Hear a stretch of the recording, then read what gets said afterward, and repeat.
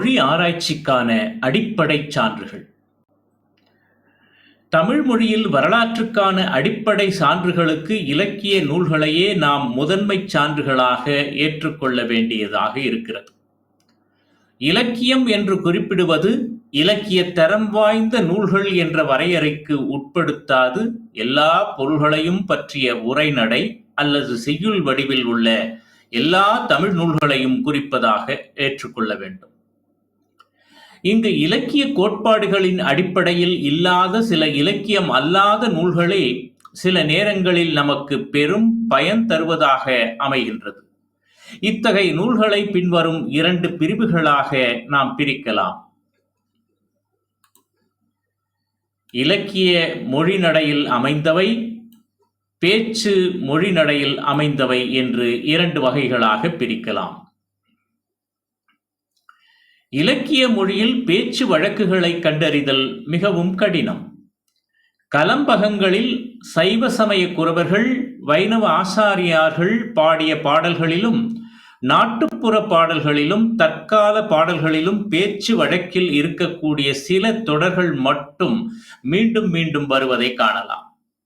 பழமொழி போன்ற சில இலக்கிய நூல்களில் குறித்து பாதுகாக்க பெற்று வரும் மொழிகள் பேச்சு வழக்கு இலக்கிய திறனை சார்ந்தன. என்றாலும் இலக்கிய மொழி நடையிலேயே அது காணப்படுகின்றன. பாமர மனிதனின் தேவைகளை நிறைவு செய்கின்ற இலக்கியங்கள் தோன்றி வளர்ந்துள்ளதை நாம் காண்கிறோம். இவ்வகையில் கல்வனின் பாட்டாகிய நுண்டிச்சிந்து, குடியானவனின் நாடகமாகிய பள்ளு, கட்டபொம்மன் கும்மி, ராமப்பையன் அம்மானை, கான்சாஹிப் சண்டை போன்ற பழையனவும் புதியனவும் ஆகிய கதைகள், நிகழ்ச்சிகள் ஆகியவற்றை எளிய நடையில் விளக்கும் பல அம்மானைகள் ஆகியவற்றை நாம் சுட்டலாம். 19, 20ஆம் நூற்றாண்டுகளில் படித்தறியாத பாமர மக்களின் பேச்சு 17ஆம் நூற்றாண்டின் தொடக்கத்தில் பேச்சு வழக்குகள் கொண்ட நாடகங்கள், புதினங்கள் ஆகியவற்றை நாம் காண்கிறோம். இவை பேச்சு வழக்கினை ஆராய்வதற்கு இன்றியமையாதவை. மேற்கூறியவற்றை ஆராய்ச்சிக்கு எடுத்துக்கொள்ளும் பொழுது மிகுந்த கவனத்தோடு பயன்படுத்துதல் வேண்டும். முதலாவதாக, பல நூல்களுக்கு நல்லனவும் நம்பக்கூடியனவுமாகிய பதிப்புகள் நமக்கு இல்லை. பல நூல்கள் பதிக்கப் பெறாமல் உள்ளமையினால் அவற்றை ஏடு அல்லது கையெழுத்துப்படி நிலையிலேயே இன்றும் ஆராய வேண்டியுள்ளது. இலக்கண நூல்களை அடிப்படையிலே பார்க்கும் பொழுது மொழி ஆராய்ச்சிக்கு கிடைக்கும் மற்றுமொரு அகச்சான்றுகள் இலக்கணங்களும் அவற்றின் உரைகளும் தான். மொழியின் அமைப்பினை விளக்க எழுந்த சிறந்த முயற்சிகள் இவை. இவைகளையும் மிகுந்த கவனத்தோடு ஆய்வுக்கு உட்படுத்த வேண்டும். ஏனென்றால் பழைய கருத்துக்களையே தங்கள் காலத்திய மொழியில் விளக்குகின்ற போக்கே இந்த இலக்கண நூல்களிலும் இலக்கண உரை நூல்களிலும் காணப்படுகின்றன. உரையாசிரியர்கள் அனைவரும் மூலநூல் முழுவதற்குமே விளக்கம் கூற பெரிதும் முற்பட்டிருக்கிறார்கள். தம் காலத்திய வழக்காறுகளுக்கு எல்லாம் தொல்காப்பியத்தை தக்க முறையில் விளக்குவதன் மூலம் அந்த நூலிலேயே விதிகளை காண முற்படுவதை நாம் காண முடிகிறது. பல்வேறு காலகட்டங்களில் எழுதப்பட்ட இந்த உரை வேறுபாடுகள் பழைய நூல்களில் குறிப்பிட்டு கூறப்படும் வழக்காறுகளிலிருந்து மாறுபட்டனவாகவும் புதியதாய் நிலை பெற்றனவுமான தம் காலத்திய வழக்காறுகளை பற்றிய பொதுவான செய்திகளை அறிய உதவுகின்றன.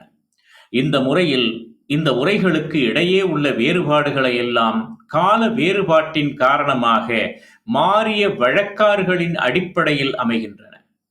இந்த உரை நூல்களையும் அவ்வுரை விளக்கத்திற்கு அடிப்படையாக இருக்கக்கூடிய இலக்கியங்களையும் கவனமாக ஆராய்ந்து ஒப்பிட்டு பார்க்க வேண்டும். மத போதகர்கள், வெளிநாட்டவர்கள் தமிழை கற்கும் வகையில் எழுதிய இலக்கண நூல்களும் உள்ளன. போர்ச்சுகீசிய மொழியில் தமிழ் இலக்கண நூல் ஒன்று இருந்துள்ளது. அது இன்று நமக்கு கிடைக்கவில்லை. டச்சுக்காரரான பால்தே என்பவர் எழுதிய இந்தியா பற்றிய நூலில் தமிழ் மொழி பற்றிய ஒரு பிரிவு உள்ளது. தமிழ் மொழியின் உச்சரிப்புகள், அதன் பெயர் சொற்களின் வேற்றுமை பாகுபாடுகள், வினைச்சொற்களின் வினை விகற்ப வாய்ப்பாடுகள் முதலியவற்றோடு இயேசு பெருமான் மீது கர்த்தர் கற்பித்த செபத்தின் தமிழாக்கம் ஒன்றினையும் இதில் இணைத்துள்ளார். தமிழ்ச் சொற்கள் இந்நூலில் டச்சு நெடுங்கணக்கில் எழுதப்பட்டிருக்கின்றன. தக்கான கல்லூரி ஆண்டு இதழில் இந்நூல் மொழிபெயர்க்கப்பட்டு அண்மையில் வெளியிடப்பட்டுள்ளது குறிப்பிடத்தக்கது. 1680 ஆண்டு கோஸ்டா பால்சாரா என்பார் தமிழ் இலக்கணம் ஒன்றை லத்தீன் மொழியிலே எழுதியிருக்கிறார். புரூனோ 1685 ஆண்டில் ஒரு தமிழ் இலக்கண நூல் எழுதியதாக அறிகிறோம். ஆனால் இதுவரை இந்நூல் பதிப்பிக்கப்படவில்லை.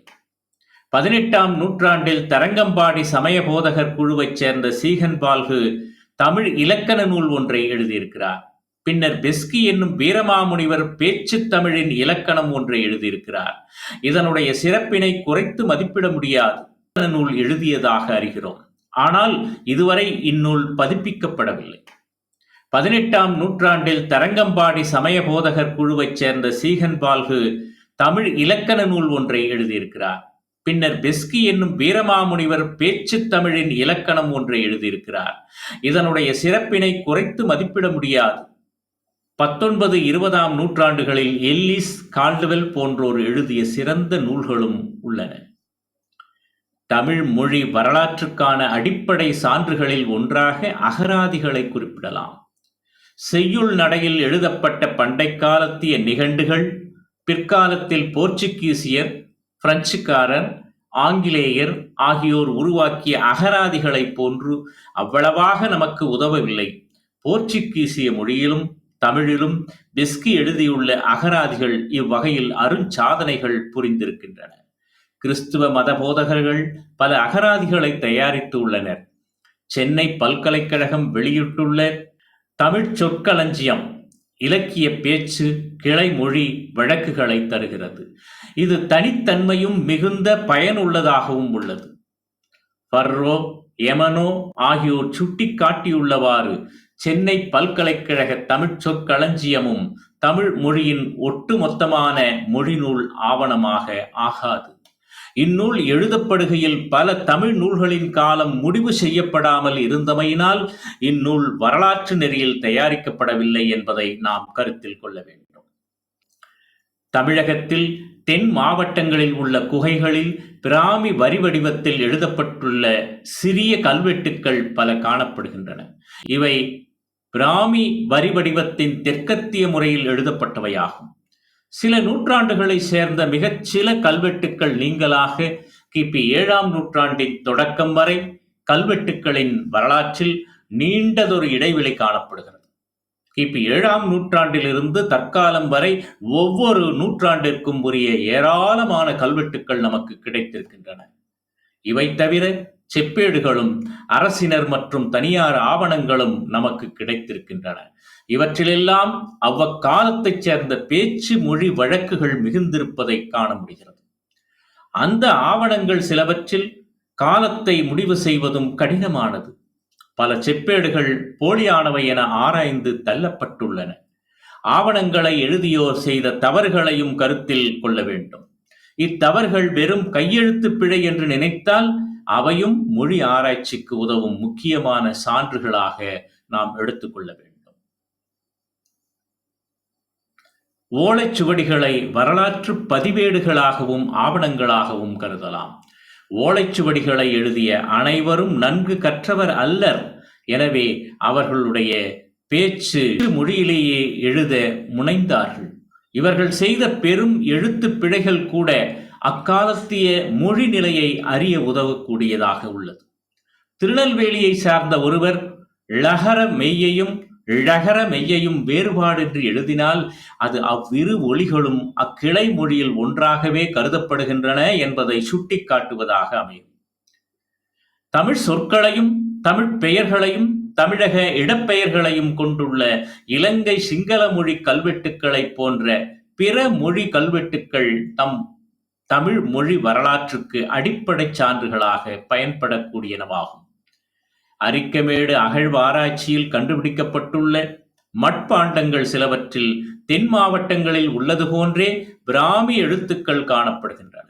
பண்டைய நாணயங்களில் காணப்படும் எழுத்துக்களையும் இவற்றோடு இணைத்து பார்க்க முடிகிறது. தமிழ் பெயர்களையும் சொற்களையும் பற்றி பிற மொழிகளில் வழங்கும் குறிப்புகள் மற்றுமொரு முக்கியமான மூல ஆதாரங்களாகும். கிமு 4ஆம் நூற்றாண்டைச் சேர்ந்த வரருசியும் கிமு 2ஆம் நூற்றாண்டைச் சேர்ந்த பதஞ்சலியும் குறிப்பிடும் தென்னிந்திய சொற்களுடன் இதனை தொடங்கலாம். இதற்கு பின்னர் பாலி, சமஸ்கிருதம், பிராகிருதம் ஆகிய மொழிகளில் இலக்கியங்களிலும் குமரில பட்டரின் தந்திர வார்த்திகா போன்ற நூல்களிலும் தெலுங்கு, கன்னடம், மலையாளம் போன்ற திராவிட குடும்ப மொழிகளிலும் குறிப்புகள் வருகின்றன. இவற்றைத் தவிர நாட்டிற்கு வந்த வெளிநாட்டவர்கள் இங்குள்ள நகரங்களையும் துறைமுகங்களையும் ஏற்றுமதி பொருள்களையும் பற்றி குறிப்பிட்டிருக்கிறார்கள். மெகஸ்தனிஸ், பெர்குலிசின், பிளினி, தாலமி போன்றோர் இத்தகைய செய்திகளை நமக்கு தருகின்றனர். சீன யாத்ரிகர் யுவாங்சுவாங் இவ்வகையில் முக்கியமானவர். மேலை நாடுகளில் இருந்து வந்த மார்க்கோபோலோவும் பிற யாத்ரிகர்களும் நமது ஆராய்ச்சி நோக்கில் முக்கியமானவர்கள். கிறிஸ்தவ சமய போதகர்கள் தம் நாட்டிற்கு அனுப்பிய கடிதங்களை இந்நோக்கோடு ஆராய்வது பெரும் பயனை தருவதாக இருக்கும். அரசு பதிவேடுகளிலும் விதிமுறைகளிலும் ஆங்கிலத்தில் எழுதப்பட்டுள்ள தமிழ் பெயர்களும் மேலை நாட்டு மொழிகளின் அகராதிகளில் புகுந்துவிட்ட தமிழ் சொற்களும் ஆராய்வதற்கு உரியனவாகும். திராவிட மொழி குடும்பத்தை ஆராய மொழியியலார் பயன்படுத்தும் ஒப்பியல் முறையை நாம் குறிக்க வேண்டும். இந்தோ ஐரோப்பிய மொழி ஒப்பியல் ஆய்வு அடைந்துள்ள வளர்ச்சியும் முதிர்ச்சியும் திராவிட மொழி ஒப்பியல் ஆய்வு இன்னும் அடையவில்லை என்றே சொல்லலாம். இன்றுள்ள நிலையில் ரோமன்ஸ் மொழி ஒப்பியல் ஆய்வு அடைந்துள்ள வளர்ச்சி நிலையிலேயே திராவிட மொழி ஒப்பியல் ஆய்வும் இருக்கின்றது என்று சொல்லலாம். இதனால் திராவிட மொழிகளின் மூல மொழியை இந்தோ ஐரோப்பிய மொழி ஒப்பியல் ஆராய்ச்சியில் உள்ளது போல மிக பழைய காலத்திற்கு கொண்டு சென்று ஆராய முடியாது. எனவே புதிய ஆராய்ச்சி முறைகள் வகுக்கப்பட்டு செம்மைப்படுத்தப்பட வேண்டும். அமெரிக்காவைச் சேர்ந்த எமனோ, இங்கிலாந்தைச் சேர்ந்த பர்ரோ போன்ற மேலை நாட்டவர்கள் இந்த ஆய்வில் மிகுந்த ஆர்வத்தை காட்டி வந்தனர்.